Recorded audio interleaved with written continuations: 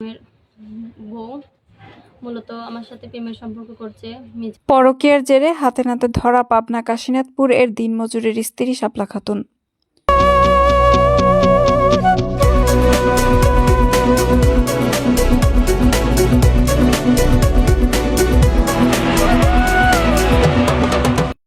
আসসালামু আলাইকুম। এডিপি বাংলার সংবাদে সবাইকে স্বাগত জানাচ্ছি। আমি সুমা আহমেদ। নিজস্ব প্রতিবেদকের পাঠানো তথ্যচিত্রে দেখুন বিস্তারিত।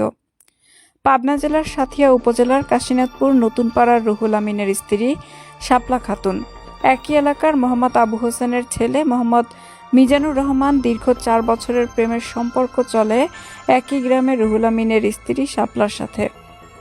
শাপলা খাতুন জানান, দীর্ঘ 4 বছর সম্পর্ক চলাকালীন সময় তাদের মধ্যে একাধিকবার শারীরিক সম্পর্ক হয়েছে। বারবার বিয়ের জন্য চাপ দিলেও নানান অজুহাতে বিয়ে না করে তিনি তার শরীর ভোগ দখল করে আসছিলেন। আজ রাত হঠাৎ করেই শারীরিক সম্পর্ক করার জন্য মিজানুর রহমান রুহুল আমিন বাড়িতে না থাকায় তার বাড়িতে এসে তার স্ত্রীর সাথে শারীরিক সম্পর্ক করার জন্য লিপ্ত হয়। এ সময় হঠাৎ করে রুহুল আমিন বাড়িতে ঢুকলে তাদেরকে অন্তরঙ্গ মুহূর্তে ধরে ফেলে।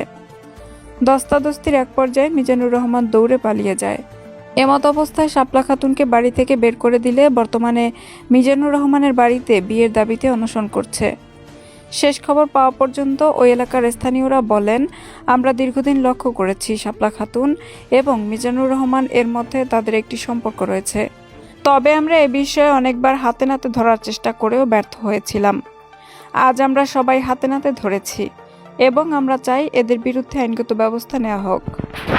মূলত আমার সাথে প্রেমের সম্পর্ক করছে মিজান 2022 সাল থেকে। 4 বছরকার সম্পর্ক আমার। ওর বাবার নাম আবু হোসেন শুনলা। ওর সাথে আমার প্রেমের সম্পর্ক অনেকদিনকার। ওর সাথে আমার শারীরিক সম্পর্ক হয়েছে, কিন্তু আমার বিয়ের আশ্বাস দিয়ে আমাকে বিয়ে করেনি। আমাদের বাসায় গিয়েছিল, বাসায় যাওয়ার পর ওখানে দস্তাবেজ হওয়ার পরে ওখান থেকে ওকে আমি ওর বাসায় আসছি। আসার পরে ওকে আমি পাইনি। ও ভালো তো রাত 3টার দিকে আমার সাথে কথা হয়েছে, বলছে আমি আসবো, কিন্তু আর আসেনি। আমি এটা সুস্থ বিচার পাচ্ছি, যেহেতু আমার সংসার ভাঙছে। আমি মূলত ওর সাথেই সংসার করতে চাই। আমার একটা মেয়ে আছে, 6 বছর 9 মাস চলতেছে। আমার সংসার যেহেতু ভাঙছে, তাহলে আমি ওর সাথেই সংসার করতে চাই। আমি ওর সাথেই থাকতে চাই। আমি এখানে মূলত আসছি, ও আমার বিয়ে করার আশ্বাস দিয়ে এখানে নিয়ে আসছে। এখানে আসছি, ও মূলত আমাকে বিয়ে না করলে আমি এখান থেকে যাব না। আমি যদি এখানে থাকি তাহলে ওর সাথে আমার বিয়ে হবে, আর যদি আমি এখান থেকে যাই তাহলে আমার মরার আসবে না। তাছাড়া আমি এখান থেকে যাব না। বিষয়ে অনেকদিন ধরে এইসব কাহিনী হচ্ছে, তারপরে অনেকবার সতর্ক করে দেওয়া হয়েছে। এই যে পরশুদিন রাতে নিজে যায় ঘরে বাইরে, ওরা দেখা করার পরে তার স্বামী নিজের প্রমাণ ধরে তাকে মারিয়ে লোড দিয়ে বেড়াইছে। এটুকু আমি দেখছি। আপনারা এটা কি চাচ্ছেন? এটা যেটা ভালো হয় সেটি করে দিতে হবে। যেহেতু একজন সংসার ভাঙছে, ছেলে আর উল্লেবে না, তাহলে তার যেটা সেটা বিয়ে দিলে উত্তম হয়। আমি শুনলাম যে এই ঘটনার পরে সিনেমা হয়েছে যে এই ঘটনা কি ঘটনা সেটা রাতে আমি শুনলাম, ফোন দিছিল একজন যে আসে দেখে যাবে যে লোক ঘরে ঢুকছে আর কি, ঘরে ঢুকছে। এখন আমি এইটাই দেখছি, দেখিনি আর কি, শুনলাম আর কি।